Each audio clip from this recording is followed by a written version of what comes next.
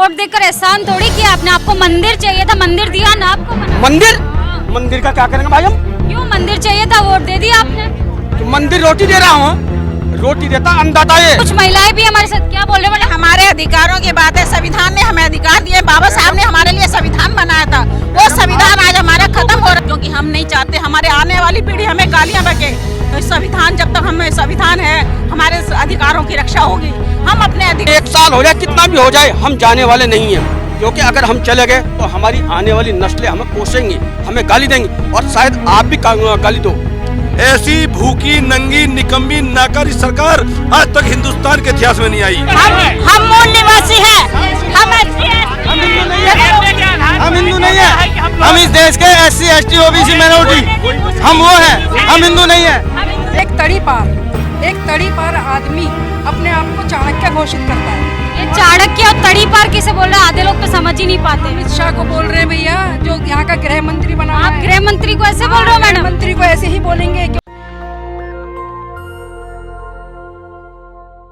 ये किसान आंदोलन जो कि जन आंदोलन में बदल चुका है, इसलिए कामयाब नहीं हो पा रहा है क्योंकि इसमें न मोदी मीडिया का इन्वॉल्व है और न ही मोदी सरकार का। ये देखिए यहाँ पे लोग किसानों में शोर है, किसानों के हित में तो है, लेकिन EVM का भी विरोध कर रहे हैं। गली में शोर है।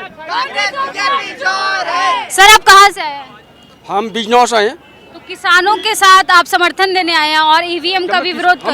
हम किसान हैं तो हम क्यों समर्थन देंगे? हम तो खुद अपना में किसान हैं। 26 तारीख को लेके आपकी क्या तैयारी है? 26 तारीख में हम ट्रैक्टर जाएंगे, पूरे ट्रैक्टर जाएंगे, सबके साथ जाएंगे, और इसलिए जाएंगे क्योंकि हमें मोदी से बात करनी है। और मोदी है कहाँ?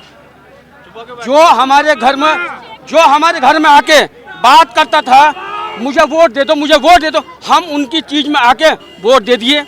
अब वो जब वोट दे दिया और वो दूसरी चीज में चला गया तो हम क्या करें अब? अरे वोट देकर एहसान थोड़ी किया आपने, आपको मंदिर चाहिए था, मंदिर दिया ना आपको। मंदिर का क्या करेंगे भाई हम? क्यों मंदिर चाहिए था, वोट दे दिया आपने। तो मंदिर रोटी दे रहा हूँ, रोटी देता अन्नदाता है। मंदिर रोटी दे रहा कहीं, वो तो खाली राजनीति करते हैं भाई। कौन दे रहा रोटी? तो आपको पता होगा ना आपने वोट किस लिए दिया था मोदी? आप भी तो पत्रकार हो, आपने भी तो वोट दिया होगा। आपने वोट क्यों दिया था, मुझे ये बता दीजिए। आप क्यों वोट दिया था आपने? देखिए कुछ महिलाएं भी हमारे साथ क्या बोल रहे हैं, हमारे अधिकारों की बात है। संविधान ने हमें अधिकार दिए, बाबा साहब ने हमारे लिए संविधान बनाया था, वो संविधान आज हमारा खत्म हो रहा है। देश की 85% जनता आज सड़कों पे आ गई है। क्यों? इसीलिए क्योंकि उसको रोजी रोटी, कपड़ा, मकान और एजुकेशन तक छीन लिए, जिनसे उसका जीवन स्तर ऊपर उठ सकता था। वह सरकार ने सारे अधिकार हमारे छीन लिए। हमें उन अधिकारों की रक्षा करनी है।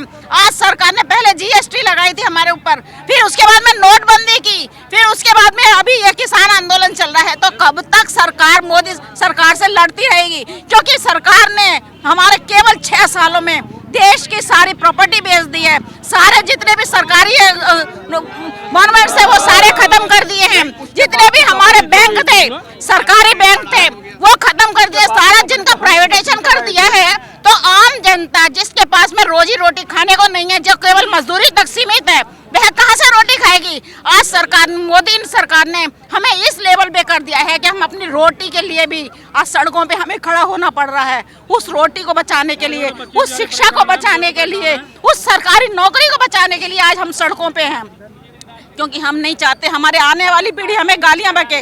तो संविधान जब तक हमें संविधान है, हमारे अधिकारों की रक्षा होगी। हम अपने लड़ाई लड़ रहे हैं, हमें अपने अधिकारों को बचाना है, क्योंकि संविधान हमारा खतरे में है। जब तक हम संविधान की रक्षा नहीं करेंगे, क्योंकि मोदी ने आते ही पहले 1100 कानून खत्म करे थे, फिर उसके बाद में 753 कानून खत्म करे, 1700 कानून खत्म हो गए हैं, लेकिन सरकार हमें सड़कों पे लाने के लिए मजबूर कर दिया है। हमें अपने अधिकारों को बचाना है, हमें संविधान को बचाना है, हमने अपने आने वाली पीढ़ी का भविष्य सुरक्षित करना है। इसलिए आज हम सड़कों पे हैं, चाहे वो मजदूर के रूप में हो, चाहे हम किसान के रूप में हो, चाहे हम आंदोलनकारी के रूप में हो, चाहे महिलाओं के रूप में हो, क्योंकि आज महिलाओं के साथ में भी बहुत अत्याचार हो रहा है। उन्हें नंगा घुमाए से मोदी सरकार क्या करती है? जब महिलाओं को नंगा घुमाया जाता है, उनकी FIR तक नहीं लिखी जाती है। तो कहाँ तक हम सड़कों पे आते रहेंगे, कहाँ तक अपने अधिकारों की लड़ाई लड़ते रहेंगे, जबकि संविधान ने हमें ये सारे अधिकार दिए हुए हैं। उन अधिकारों की रक्षा के लिए हमें सड़कों पे उतरना पड़ रहा है। क्यों प्राइवेट शिक्षा होने से, क्योंकि जिस 85% लोगों के पास में शिक्षा नहीं है, तो शिक्षा नहीं है तो महंगी शिक्षा कैसे ले सकती है। ये देखिए ये महिलाओं का गुस्सा, और ये इस कदर भावुक हो गई है कि इनके शब्दों को मैं अपने शब्द दूं, मेरे पास तो शब्द ही नहीं है। इनका सीधा सीधा से डिग्निटी से सवाल है कि जिस सरकार के राज में महिलाएं सुरक्षित नहीं है, तो ऐसी सरकार का क्या हमें अचार डालना है। और कुछ एक भाई साहब है हमारे साथ, वो कुछ कहना चाह रहे थे। हाँ जी, आपका कुछ सवाल था? हाँ मैडम, ये कह रहा था, ये जो लड़ाई है हमारी, ये 1991 है, जो हमारा जब WTO आया था, ठीक है, तब से ये लड़ाई है। उस टाइम सरकार हमारी कांग्रेस की थी, कांग्रेस के पास इतना मादा नहीं था जो इसे लागू कर देती, लेकिन इन लोगों ने हम लोगों को धर्म में, जात में, हर चीज़ में बांट के सारी एक सत्ता बताई, और सत्ता बताने के बाद उस चीज़ को लागू कर दिया। लेकिन यहाँ हमारे देश की जो जनता है वो जागरूक हो गई है, ना कोई धर्म में बटेगा, ना कोई जात में बटेगा, ना किस चीज़ में बटेगा। अब तो खाली इंसाफ होना है। जब तक ये कानून लाए हैं, इन कानून वापस नहीं होने के, तब तक हम यहाँ से जानेंगे नहीं हैं। आप कब तक बैठे रहेंगे? 26 जनवरी परसों है। 2 साल हो जाए, 2 साल हो जाए, 1 साल हो जाए, कितना भी हो जाए, हम जाने वाले नहीं हैं। क्योंकि अगर हम चले गए तो हमारी आने वाली नस्लें हमें कोसेंगी, हमें गाली देंगी, और शायद आप भी गाली दो कि एक ऐसे आदमी आए थे, ऐसी बात करते थे और वो चले गए यहाँ से। हमें इस चीज़ पर कोई वो नहीं है। हमें खाली मोदी से मिलना, खाली मोदी एक बार मिल जाए, क्योंकि जब हमारे घर में जाता वोट मान लेंगे, और आज हम उसके घर पे पड़े, वो हमसे नहीं मिल पा रहा, तो क्या करें हम? यानी कि एक बेटा अपने बाप के पास जो है, और किसके पास जाएगा? वो बाप हमें मिल नहीं रहा, तो हम तो लावारिस औलाद होगी, और जब हम लावारिस होगी तो लावारिस तो कुछ भी कर सकता है। जापान से आई हुई टेक्नोलॉजी वो। अभी बंगाल में इलेक्शन होंगे, वो इलेक्शन होने से पहले ये कहते हैं कि हमारी 300 सीट आएंगी, 200 सीट आएंगी। क्या वो भगवान हो गया? क्या चीज़ होगी वो? हमें यही नहीं पता हमारे साथ शाम को क्या होगा। ये गलत है, ऐसी चीज नहीं चलेंगी मैडम। ये अरे वो तो राम भक्त हैं, वो जो बोलेंगे वो तो राम भक्त नहीं, राम भक्त ये मैडम नो क्वेश्चन, ये नो क्वेश्चन। अब ये क्वेश्चन नहीं चलेगा। अब तो क्वेश्चन नए लाओगे, आप कोई नया क्वेश्चन लाओ, ताकि आपकी पॉपुलरिटी हो, सबकी पॉपुलरिटी हो। बुद्ध धर्म में कोई भगवान नहीं माना गया है, भगवान का विरोध हुआ है, क्योंकि जब तक भगवान ने अंधविश्वास और आस्था को पैदा किया है, और आस्था कर्म करने। नेशनल तक ना होता, नेशनल तक तो इतना बोलता भी ना मैं। मुझे पता है, मैं देखता हूँ शंभू कुमार को देखता हूँ, अमित उसको देखता हूँ, अंजुम को, इसलिए मैं इतना बोल दे, मैं बोलता भी ना। ये बोलना चाहिए। आप लोग, आप नहीं बोलेंगे तो हम बोलेंगे क्या? हाँ सर, 26 जनवरी को लेके आपका विरोध, ईवीएम के खिलाफ आपका गुस्सा देखने के लिए हमें मिला। आप कुछ कहना चाहेंगे? देखिए मैडम, क्या है कि आज जितनी भी स्थिति, जो भी हालात देश में हो रही है ना, इसकी जड़ ईवीएम है, और ईवीएम की वजह से ये सारी समस्याएं निर्माण हो रही है। आप जान रहे हैं कि इतने महीनों से किसान आंदोलन कर रहे हैं, मगर फिर भी सरकार झुक नहीं रही है। इसके पीछे क्या कारण है? इसके पीछे उसका कारण यही है कि उसके पास ईवीएम है। हम तो उसको वोट नहीं दे रहे, ईवीएम जितवा करके उसको ला रही है, सरकार बना रही है। और ईवीएम की वजह से उसको डर नहीं लग रहा है कि हमारी सरकार फिर आएगी।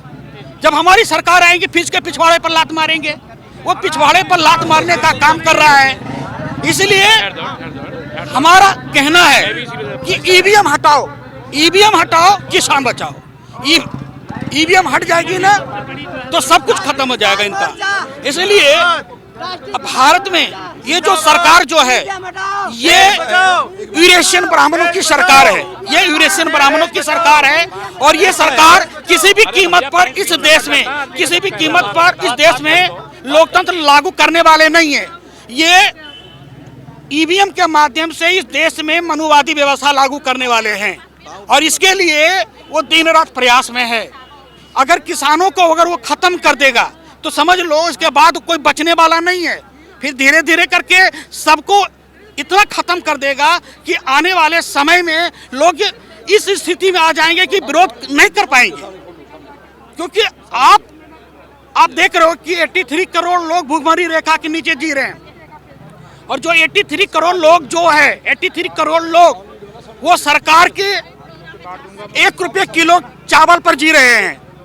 जो 1 रुपये किलो चावल खा करके सरकार का गुणगान गा रहा है, क्या वो कभी विरोध करेगा? अगर आज किसान कल स्थिति आने वाले समय में उनकी भी स्थिति इसी तरह हो जाएगी तो विरोध बंद हो जाएगा। तो मनमानी शासन करने का पूरा लाइसेंस मिल जाएगा। इसलिए मैं कहता हूं कि इस देश में अगर लोकतंत्र बहाल करना है तो ईवीएम हटाना होगा। इसलिए हमने ईवीएम को हटाने के सबसे फर्स्ट प्रायोरिटी में रखा हूं। अलग अलग समुदाय के लोग बोले मैं प्रमोद यादव, भारतीय किसान यूनियन से राष्ट्रीय संगठन मंत्री हूँ। मैं सबसे पहले न्यूज दस्तक को धन्यवाद देना चाहता हूँ कि आप जो भी बोलेंगे सर वो तो स्क्रिप्टेड होता है, नेता लोगों का तो नेता लोग नहीं है, पहले हम किसान हैं, बाद में नेता है। मैं मीडिया के माध्यम से माननीय प्रधानमंत्री श्री नरेंद्र दामोदर मोदी जी को कहना चाहता हूं, जो कभी गुजरात से लेकर बंगाल घूम रहे हैं, कभी आसाम घूम रहे हैं, ऐसी भूखी नंगी निकम्मी नाकारी सरकार आज तक हिंदुस्तान के इतिहास में नहीं आई। जो किसान धरती का सीना चीरकर अन्न उगाने का काम करता है, जो किसान जिसका बेटा देश की रक्षा करने का काम करता है, आज वो किसान देश की सरहदों पर, दिल्ली की सरहदों पर भूखा प्यासा ठंड में यहाँ संघर्ष करने का काम कर रहा है। और भारतीय जनता पार्टी के नेता जो माननीय जो सीतारमण जी हैं, इनकी वो कहती है कि मैं लहसुन प्याज नहीं खाती। क्या भैया लहसुन प्याज नहीं खाते आप लोग? बताइए आप, क्या लहसुन प्याज नहीं खाते? ऐसे गैर जिम्मेदार बयान कौन दे रहे हैं? भारतीय जनता पार्टी के टॉपर्स नेता। ये हिंदू मुसलमान के नाम पर देश में दंगे भड़काते हैं, सांप्रदायिक हिंसा करके सत्ता में आते हैं। क्या ये सारे हिंदू नहीं है? क्या किसान हिंदू नहीं है? ये मजहब के नाम पर लोगों को तोड़ते हैं। क्या बोल मूल निवासी है, मूल निवासी भारतीय। आप कौन से एक मिनट कौन से हिंदू की बात कर रहे हैं? ये आरएसएस वाला हिंदू की बात कर रहे हो आप कि भारत देश में रहने वाले हिंदू? सुनो, जो भारतीय जनता पार्टी हिंदू मुसलमान के नाम पर देश को डिवाइड करती है, क्या हमारे पिछड़े हिंदू नहीं है? क्या दलित हिंदू नहीं है? क्या किसान हिंदू नहीं है? भैया ये तो हम मूल निवासी हैं, हम हिंदू नहीं है। हम इस देश के SC ST OBC माइनॉरिटी, हम वो हैं, हम हिंदू नहीं है। ये ब्राह्मणवादी, ये पहले सुनिए, ये देखिए सुप्रीम कोर्ट की जजमेंट है यार, ये सुप्रीम कोर्ट की जजमेंट है। अरे एक एक करके बोलो, एक एक करके बोलो। हिंदू है वो बाहर के हैं, जो हिंदू है एक मिनट मैडम बोलेंगी। मैडम जो हिंदू है, जो विदेशियन है, वो यहाँ के नहीं है, हम यहाँ के मूल निवासी हैं।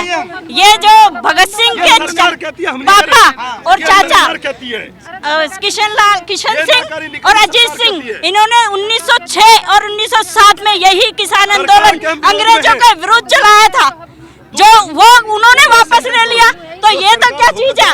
ये तो एक दिन पैरों पे आएगी, घुटनों पे आएगी एक दिन ये सरकार। देखना, अभी देखने रहे आंदोलन पूरे भारत में, क्या पूरे वर्ल्ड में चल रहा है, उनको दिखाई नहीं दे रहा। हम लोगों को ये सुप्रीम कोर्ट की जजमेंट है, जिसमें इन्होंने कहा है कि फ्री फेयर ट्रांसपेरेंट चुनाव EVM से नहीं हो सकता। 54 लाख वोट फालतू थी 2014 के चुनाव में, ठीक है, 2014 में। उसके बाद फिर इन्होंने कहा है कि जी हम पर्चियों की गिनती कितनी मशीनों की गिनती करवाएंगे? अगर 1 लाख अगर 100 मशीन होंगी तो उसमें 0.5 मशीन की गिनती होगी। अरे भाई गिनती क्यों नहीं करोगे? बैंक में जाते हो, काउंटर फाइल होती है, उसमें 100 का नोट, 200 का नोट, 500 का नोट दिया जाता है ना। तो फ्री फेयर ट्रांसपेरेंट चुनाव क्यों नहीं करवाती है गवर्नमेंट? जब गवर्नमेंट ने कह दिया था 13 में इतने पैसे इनको दे दो, जब 3600 कुछ करोड़ रुपए उस मोदी सरकार ने दिए थे, उसके बाद भी 19 के चुनाव की भी पर्चियों की गिनती नहीं हुई। क्यों नहीं हुई वो? इसका मतलब सरकार चोर है, EVM चोर है। और EVM का जो सरदार है चुनाव आयोग, वो अरोड़ा, वो भी चोर है, क्योंकि वो सब चोर हैं। वो मैडम अंबानी अडानी जिता के लाए हैं तो उन्हीं के कुत्ते की तरह काम कर रहे हैं ये मोदी सरकार जो है। और ये ब्राह्मणवादी सरकार हमारा भला करने वाले। यहाँ पे कुत्ता किसको बोल रहे हो आप? सर ये मोदी सरकार ही है, सब ब्राह्मणवादी लोग बैठे हैं, बड़ी बड़ी सुप्रीम कोर्ट में भी वही बैठे हैं, हमारा भला करने वाले नहीं है ये लोग। इसलिए हम SC ST OBC लोग और माइनॉरिटी मुस्लिम और जितने भी हमारे मूल निवासी जो वो सभी मिलकर यहाँ एक होकर आंदोलन कर रहे हैं। 85% लोग हैं, हम मूल निवासी 85% लोग हैं। वो हाँ SC ST OBC माइनॉरिटी में आते हैं, 85% है। वो 15% हम पे राज कर रहे हैं, ये आज जाने वाले हैं। लेकिन यहाँ तो आपस में ही नहीं आप लोगों की बंडी, इधर ST SC माइनॉरिटी चल रहा है और इधर हिंदुत्व चल रहा था।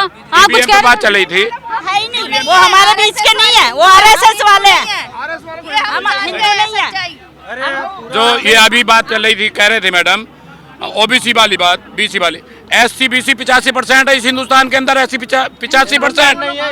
हमारे भारत के अंदर 85% SC BC लोग हैं, और ARSS के लोग दंगा फैलाने वाले ये 15% 85% जनता पर राज कर रहे हैं, और हमारे इस हिंदुस्तान के किसान का उल्लू बना रहे हैं आम जनता का। ये तो आपकी गलती है ना, आप 85% गलती हमारी नहीं है, गलती हमारी किसान मजदूर की नहीं है, गलती EVM की है। जब हम कहते हैं, जनता कहती है EVM नहीं, हटाओ EVM, हटाओ, बैलेट पेपर से चुनाव कराओ। EVM में जब वीवीपैट आता है तो वीवीपैट से गिनती क्यों नहीं होती, क्यों गिनती हो रही है? हैक वाली बात ये कहते हैं, ये कहते हैं EVM हैक नहीं होती। हमारा खाता, बैंक का खाता जो हैक हो जाता है, हमारा मोबाइल हैक होता है, मीटर की रीडिंग वापस हो जाती है, और उसमें पेट्रोल पंप पे चिप लगा के हमारा डीजल तेल, पेट्रोल तेल कम कर दिया जाता है, मिलता है। तो EVM में चोरी क्यों नहीं होती है? क्यों EVM चलाई जा रही है जब सारा देश कह रहा है? अच्छा सर, एक मिनट सर, पहले तो आप EVM से किसान आंदोलन के लिए, जमीन के लिए, आसमान के लिए, घर, मस्जिद, मैदान के लिए तभी लड़ेंगे ना। पहले तो आप आपस में, पहले तो ये तय कर लीजिए कि आप हिंदुस्तानी है कि भारतीय हैं। हम हिंदुस्तानी हैं, हम लोग भारतीय हैं, हम लोग भारतीय हैं, हम लोग हिंदू नहीं हैं, हम हिंदू नहीं हैं, हम भारतवासी हैं, और इस देश का नाम भारत है। हम हिंदुस्तान नहीं है इस देश का नाम, है ना? भारतीय। डॉक्टर भीमराव अंबेडकर जी ने कहा है Bharat, that is a India, India is a Bharat. नहीं, देखिए ना, आज हम भारतीय किसान यूनियन, भारतीय जनता पार्टी सब भारत से तो है, भारत है, ये भारत देश है। भारत देश में ये देश को बिगाड़ रहे हैं। हिंदू मुस्लिम नाम पे वोट लिया है इन्होंने, EVM में भी गड़बड़ी है, हिंदू तब वोट लिया इन्होंने, और अब हिंदू का एजेंडा के पास एक रह गया सिर्फ RSS, वो किसी की नहीं चलने दे रहा है। और ये उद्योगपति के हाथ में बिक चुके हैं, ये सबको दिख रहा है, कब साल चल रहा है। उसने EVM लेकर आया अंबानी, रेल खरीदी अंबानी ने, बिजली खरीदी अंबानी ने, सब चीज ठेके पे ले ली मोदी ने, रन हुए हैं। ये क्या करेंगे पैसे का, किसको दे रहेंगे? उसके पोते को खिलाने जा रहे हैं अंबानी के, तो उससे लगा पूरा है इनका। कहते मेरा कोई नहीं है, कोई दाढ़ी बनाने से काम नहीं चलेगा, देश को आगे बढ़ाने से काम चलेगा। जो देश को उन्होंने गड्ढे में डाल दिया है। अभी भी बंगाल में चुनाव रैली कर रहे हैं, यहाँ पर आज तक इतने मतलब यहाँ पर किसान मरे हैं, कभी 150 100 किसान मारे गए। कभी एक भी उन्होंने ये ट्वीट किया क्या मेरे ये गलत हुआ, किसी को बोला, श्रद्धांजलि दी किसी को भी?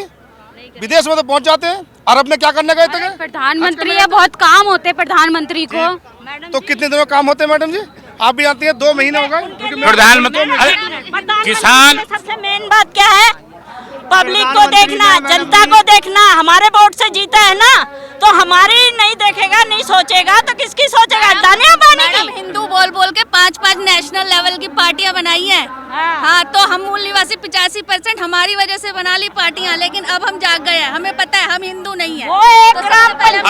अभी आपने, अरे सुनो, अभी मैडम ने मुझसे सवाल पूछा कि प्रधानमंत्री जी को काम बहुत है। प्रधानमंत्री जी को अगर जूते साफ करने की कहीं वो हो चुनाव, तो उस चुनाव में प्रधानमंत्री जी को मौका मिलेगा चुनाव में जाने का, अगर जूतों का भी कहीं चुनाव होगा। लेकिन इस किसान के बीच में आने का मौका प्रधानमंत्री जी को नहीं है। प्रधानमंत्री का ये कायदा नहीं है कि कहीं भी नगर निगम का, नगर पालिका का चुनाव हो और प्रधानमंत्री जाके बीच दौरे करें। हिंदुस्तान को बर्बाद करने के लिए ये प्रधानमंत्री जहाँ रैली करते हैं, ये प्रधानमंत्री का काम नहीं होता। जिस तरह के काम हमारे माननीय प्रधानमंत्री जी कर रहे हैं, बड़े शर्म की बात है, बड़े दुख की बात है। एक गरिमा का पद और वो सफाई कर्मियों के पैर धोता है, डूब कर मर जाने की बात है। ऐसे देश के राजा को हट जाने का अधिकार है। ये देखिए लोगों का गुस्सा। मोदी सरकार ने पूरा देश बेच दिया, पूरा देश। जिस प्रधानमंत्री को हम लोग बनाए थे कि देश चलाएगा, वो प्रधानमंत्री बनते ही झाड़ू लगाने लगा है, बड़ी शर्म की बात है। और निश्चित तौर पर ये जो है पूरी तरीके से मनुवादी व्यवस्था से चलाई जा रही है सरकार, और किसान विरोधी सरकार है। और आज जो भी किसानों की समस्याएं हैं, इसकी मेन वजह सिर्फ EVM है। यदि इस देश से EVM हट जाए तो निश्चित तौर पर देश की बहुत सारी समस्याओं का समाधान हो सकता है। तो हम लोग EVM का घोर विरोध करते हैं। उसके साथ साथ ये 26 जनवरी का जो परेड की तैयारी हो रही है, इसमें ज़्यादा से ज़्यादा संख्या में और बहुत सारे किसान लोग अभी पूरे देश से आने वाले हैं। 26 जनवरी को एक तरफ किसान और एक तरफ जवान होगा, लेकिन हम लोग संवैधानिक दायरे में रहकर यह प्रदर्शन करने वाले हैं। लोग चाहते हैं किसानों इस देश की कितनी बड़ी विडंबना है कि एक तड़ी पार आदमी अपने आप को चाणक्य घोषित करता है। ये चाणक्य और तड़ी पार किसे बोल रहे हैं, आधे लोग तो समझ ही नहीं पाते। अमित शाह को बोल रहे हैं भैया, जो यहाँ का गृह मंत्री बना हुआ आप है। गृह मंत्री को ऐसे बोल रहे हो गृह मैडम? मंत्री को ऐसे ही बोलेंगे क्योंकि वो तड़ी पार है और तड़ी पार है और उसका रिकॉर्ड उसको जेल में होना चाहिए। एक मिनट, उसको जेल में होना चाहिए और वो हमारे देश की राजनीति डिक्लेयर करता है। वो तय करता है कि इतनी सीटें हमारी आएंगी, 300 सीटें आएंगी। अरे भैया तेरे को कैसे पता है? क्योंकि ईवीएम में सेटिंग है, ईवीएम में सेटिंग होती है उनकी। और चुनाव आयोग में आरएसएस के लोग बैठे हैं, सरकार में हर जगह आरएसएस के लोग बैठे हैं। इवन हमारे आसपास भी इस टाइम पर संभव है कि होंगे और मैं चाहती हूँ कि वो लोग सुने। अब हम आरएसएस को छोड़ेंगे नहीं, किसी कीमत पर हम आरएसएस को इस देश से भगाने वाले हैं, क्योंकि हम इस देश के मूल निवासी हैं और ये देश हमारा है, ये हिंदू नहीं है। ये हिंदुत्व के नाम पर जो ये बेवकूफ़ बना रहे हैं ना हमारे समाज को। हम 85% हैं, जितना जिसकी जनसंख्या होगी उतनी उसकी भागीदारी होगी अब, और ये हम करके दिखाएंगे। ये देखिए महिलाएं इतनी जागरूक है समाज की। ये 15% है ना, गांव के पंचायत का सरपंच नहीं बन सकता जो देश का प्रधानमंत्री बन के बैठा हुआ है आज। ईवीएम के कारण, ये ईवीएम मशीन के कारण बैठा हुआ है। ईवीएम ना हो तो इसे एक भी वोट मिल जाए तो हम भारतवासी बता दें, हमें मत बताना। जैसे वोट डालते हैं, वोट उसका ईवीएम मशीन का, उसने ईवीएम मशीन में ऐसे फिट किया हुआ है कोड, जो वो कितने सेकंड 9 सेकंड के अंदर वो वोट हमारा सिर्फ बीजेपी पे जाता। किसी पे भी डाल लो आप, वो जो उसने आप बोलिए मैडम। प्रधानमंत्री ने बहुत काम किया है, तो उसने जो काम किया 2 करोड़ नौकरियां देने का वादा किया था। कितने सारे युवा आज बेरोजगार की लाइन। अरे उन्होंने बोला आत्मनिर्भर बनो, उसमें गलत क्या है? आत्मनिर्भरता का मतलब क्या है भाई? आत्मनिर्भर के लिए पढ़ाई कर रहा है, एजुकेशन कर रहा है कि युवा?